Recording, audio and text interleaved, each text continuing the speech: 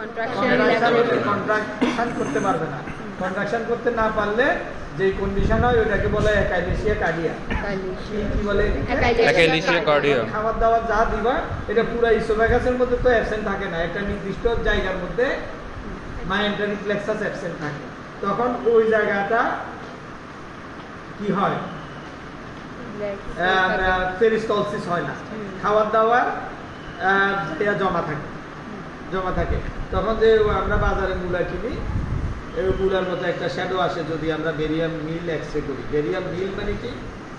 দুধের মতো একটা কেমিক্যাল আছে, ওটা খাওয়াইয়া এক্সরে করলে ওইটা নিচের দিকে পাস করে না স্টোমাকে। তখন আমরা যদি এক্সরেতে একটা শ্যাডো দেখি, ইসোফেগাসের শ্যাডোটা দেখতে কিরকম লাগবে? মূলার মতো। মূলার যেরকম লেজ থাকে নিচের দিকে নেড়ে, আর lower end of the oesophagus হচ্ছে হাইলি প্রোন টু ক্যান্সার। কি জন্য? অ্যাসিড রিগার্জিটেশন হয়। অ্যাসিড রিগার্জিটেশন হলে লোয়ার ইসোফেগাসটা ইপিথেলিয়াম যেটা আছে সেটা কি হয়? প্রথমে মেটাপ্লাসিয়া হয়, ডিসপ্লাসিয়া হয়, মেটাপ্লাসিয়া হয়, তারপরে ক্যান্সার। জানো তো এগুলো মেটাপ্লাসিয়া ডিসপ্লাসিয়া পড়াইছি। ইপিথেলিয়াম চেঞ্জ হয়ে গেলে এটাকে কি বলে? মেটাপ্লাসিয়া। আর সেল যদি ভিতরে অর্গানালিজ গুলো ডিসঅর্গানাইজড হয় ওটাকে বলে ডিসপ্লাসিয়া।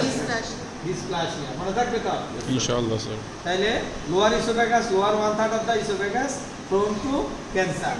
আর ইসোফেগাসের মধ্যে আরেকটা ডিজিজ কি হয়?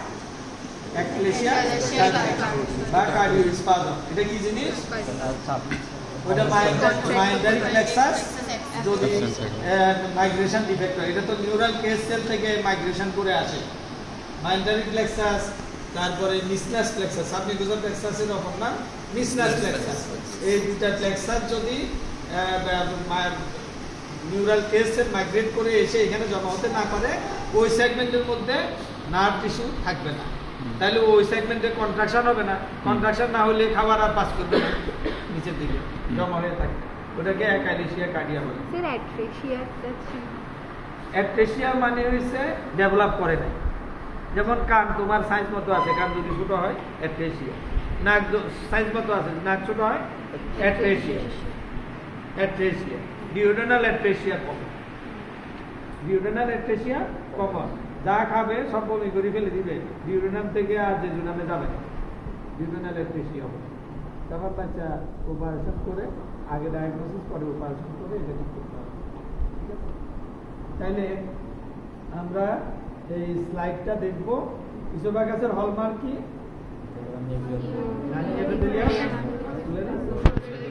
বাহিগুলো সব জায়গায় থাকে।